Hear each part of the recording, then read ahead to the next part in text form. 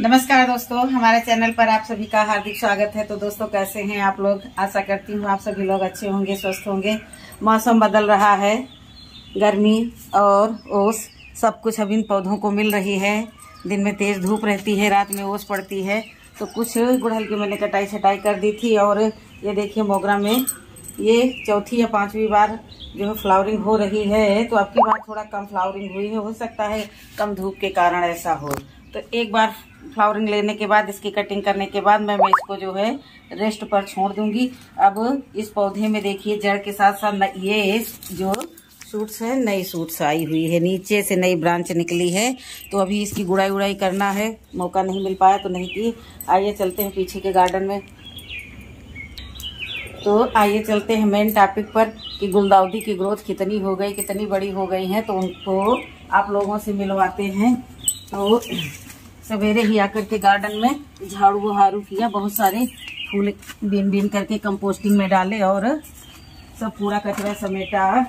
ये हमारा मिट्टी का गार्डन है। तो मिट्टी के गार्डन को मैं ठंडक के लिए जो है तैयार करके रखी थी कि यहाँ पर जो है शीतलता मिलती रहेगी। तो शीतलता से ज़्यादा गंदगी फैलती है। तो अब जो है मैं परेशान हो गई हूँ। तो अब इसके लिए कोई ना कोई उपाय सोचना पड़ेगा। देखिए पर्सलेन हंस मुस्करा रहे हैं, कोचिया जा रही है और ये रहे हमारे गुलदाउदी। तो मैं आज इनको फ्रंट गार्डन में आज से कल तक पहुंचा दूंगी। तो थोड़ी थोड़ी मिट्टी डाल करके मैंने कटिंग्स लगाई थी।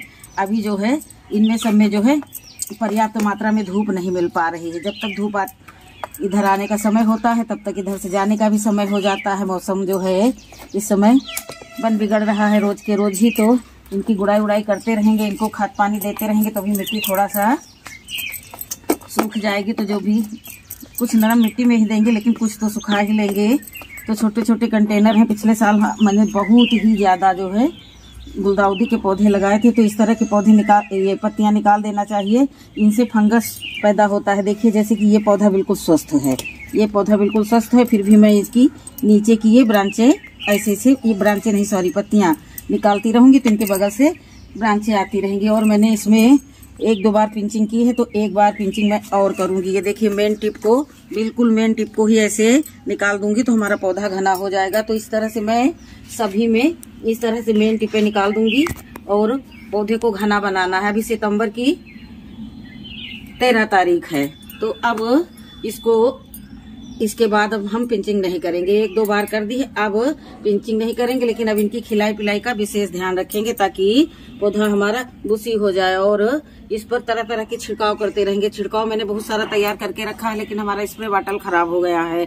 तो 2 साल में स्प्रे बॉटल खराब होते रहते हैं। तो अब उनके लिए हमारे पास कोई चारा नहीं है, नया ही मंगवाना है। तो ये देखिए एक मधुकामनी का पौधा मैंने तैयार कर रखा है और दूसरा उधर लगा हुआ है। मधुकामनी का पौधा बहुत कम फ्लावरिंग करता है, साल में 2 या 3 बार करता है बस। तो ये देखिए पॉली बैग में भी बहुत सारी गुलदाउदी मैंने लगा रखी है। पॉट ना होने के कारण मैंने इसी में जो है लगा रखा है। तो हर एक ब्रांच की मेन टिप को हटाते रहेंगे, जिससे हमारा पौधा घना होगा। और कम से कम एक पौधे में 100-150 फूल निकले तो फिर क्या ही ये मेहनत है। तो दोस्तों अभी और लगाएंगे जैसे जैसे समय मिलता जाएगा। और मेरी अस्वस्थता का सबसे ज्यादा मेरे गार्डन पर असर पड़ा है। घर में तो सब मैनेज हो जाता था, लेकिन जो है गार्डन में हमारे सबसे ज्यादा असर पड़ा है। फिर भी मैं जैसे हो सकता था वैसे इन लोगों से मिलती जुलती और इन लोगों से मुलाकात करके इनकी परेशानियों को देखती रहती थी। देखिए धीरे धीरे करके सबकी गुड़ाई कर दी, पौधे काफी रंगत में आ गए हैं। और अब गार्डन को सर्दियों के लिए तैयार करना है। तो धीरे धीरे सब जो है, अब देखिए कितनी सारी ओस पड़ी हुई है पौधे पर। ओस पा करके भी पौधे में काफी ग्रोथ होती है। तो ये देखिए इसमें बहुत सारी ग्रोथ है और पौधा अच्छा भूसी बन रहा है। धीरे धीरे इनको सबको तैयार करते रहेंगे। ये देखिए पालक के लिए मैंने मिट्टी बनाई है। तो सबसे कठिन समस्या तो ये रहती है, जिस दिन मैं कुछ बुआई करती हूँ उसी दिन बारिश हो जाती है।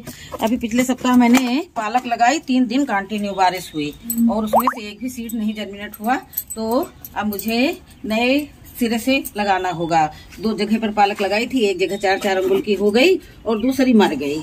अब मर गई है तो अब वो जिंदा नहीं हो पाएगी। तो उसको जो है हम नए सिरे से लगाएंगे। जो भी हमारे गार्डन में फ्लावर वगैरह गिरते हैं देख सकते हैं। तो इनको जो है हम बीन बीन करके रखते रहते हैं। और बहुत सारे जो है मैंने पॉट भर के रख लिए हैं सर्दियों के लिए। तो अब जब फ्लावर आने लगे, पौधे आने लगेंगे तो उनको जो है हम लाला करके लगाते रहेंगे। कुछ बीजों से उगाएंगे, कुछ नर्सरी से लाएंगे। और ये हमारी हल्दी है, हल्दी की ग्रोथ देखिए हमसे बड़ी हो गई है और पत्ते कितने अच्छे हैं, देखने में क्या ही खूबसूरत लगते हैं और मन खुश हो जाता है देख करके। और कल ही मैंने जो है ये देखिए जैसे जैसे मुझे जड़ें दिखने लगती हैं मैंने इसको बांध दिया है। तो कल मैंने जो है इसमें मिट्टी चढ़ाई है, कम से कम 5 किलो के करीब में मिट्टी मैंने इस पर चढ़ाई है। और चारों तरफ से जो जड़ें दिख रही थी ऊपर आ रही थी तो उनको मैंने जो है मिट्टी से कवर कर दिया। अभी हो सकता है एक बार इसमें मिट्टी और चढ़ानी पड़े क्योंकि अब ये पूरा भर गया है। मुझे ऊपर गांठें दिख रही थी तो फिर मैंने तुरंत कहीं देखा था कि इस पर मिट्टी चढ़ाई जाती है तो मैंने तुरंत ही इस पर मिट्टी डाल करके इसको कवर कर दिया। तो दोस्तों ये हमारा पीछे का गार्डन है, अब इसे बेहद खूबसूरत बनाना है और इसके साथ मुझे डेली 1-2 घंटा बिताना है। तो इसलिए जो मैं इधर आ गई हूँ। अब ये फ्लावर इतने अच्छे हैं और शाम तक ये सब नीचे गिरते हैं तो मैं इनको जैसे लोग फल चुनते हैं वैसे मैं फूल चुन करके इकट्ठा करके कंपोस्टिंग में डाल देती हूँ। देखने में बहुत अच्छा लगता है, कितनी खुशी मिलती है। तो इस खुशी को बरकरार रखने के लिए जो है मैं यहाँ बार बार आया जाया करती हूँ, देख करके बहुत प्रसन्नता होती है। तो मैंने जो है ये 3-4 साल पहले का है ये पौधा क्या ये बन गया है पेड़। अब मैं यहाँ बैठती हूँ और ये देखिए मैंने गोरी चोरी की कटिंग लगाई थी, सब खराब हो गई, कहीं कुछ ग्रोथ नहीं दिख रही है। ये देखिए बालू में ही लगाई थी लेकिन एक में ग्रोथ दिख रही है। तो चलिए अभी सूखी कटिंग को क्यों इसमें कोंच कांच के रखें, तो इनको अलग कर देंगे। और ये बालू में लगी हुई है, 1-1.5 महीना हो चुके हैं। तो अभी जो है इस पर जो है कोई लिक्विड फर्टिलाइजर दे दूंगी ताकि इसका जीवन जो है बरकरार रहे। तो और इसको तो खोल दूंगी तो बेहोशी हो जाऊंगी। ये सब लिक्विड फर्टिलाइजर है, इसको सब देना है अपने पौधों में, खिला करके इनको जो है अच्छे से स्वस्थ बनाना है। करके रखी है उसको धूप ताप दिखाते रहेंगे। पौधा लगाने के लिए किसी मेन जगह की जरूरत नहीं रहती है। एक देखिए पतली से पतली मैंने ये येलो गुड़हल की कटिंग लगा करके इसमें से टांग दिया था और ये भी देखिए कैसी स्वस्थ 2-2.5 महीने की हो गई है ये। तो ये बिल्कुल स्वस्थ हो गई है, लग गई है। तो थोड़ा थोड़ा अब इसको धूप का भी दर्शन कराना होगा, नहीं तो फिर बिना धूप ताप के तो कहाँ इसमें ग्रोथ होगी। बहुत सारे छोटे छोटे पौधे भी मैंने तैयार किए और बहुत सारे बांटे भी। तो दोस्तों अगर गार्डनिंग करनी है तो हर एक चीज लगा करके रखनी होगी, तभी जा करके अपना गार्डन हरा भरा और बढ़िया दिखेगा। तो बाहर भी उधर भी बहुत सारा फ्रंट गार्डन, आज मैं छत पे नहीं जाऊंगी, अब नीचे के ही गार्डन में जो है बहुत सारे कार्य करूंगी। तो ये देखिए अलामांडा मेरे बहुत सारे खत्म हो गए और बहुत सारे बच गए। ये देखिए ये पीच कलर का है, बहुत सुंदर लगता है।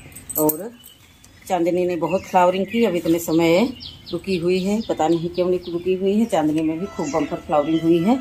और ये सफ़ेद गुड़हल हैं, एक ही दिन में ये जो है हाइब्रिड के जो फूल होते हैं गुड़हल के वो 2-3 दिन टिके रहते हैं। और ये जो देसी गुड़हल होता है ये 1-2 दिन में ही, ये एक जैसे सुबह खिला है फूल तो शाम को मुरझा करके दूसरे दिन देखो तो ये हटाने वाला हो जाता है। तो बहुत सारे गमले भी खाली करने हैं, गमलों की साफ सफाई भी करनी है।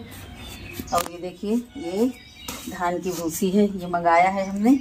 तो एक बोरी ले जा करके छत पर मैं मिट्टी बना रही हूँ और दूसरी जो है ये रखी हुई है, इसको भी मिट्टी में मिलाना है। ये डिकम्पोज हुई भूसी है तो इसमें जो है ज़्यादा मुझे कुछ करना नहीं है। यहाँ का स्थान खाली है तो इसको सब भरना है। और ये देखिए ये मिनिएचर गुड़हल है, छोटे छोटे बिल्कुल होते हैं, मिर्ची गुड़हल बोलते हैं इनको।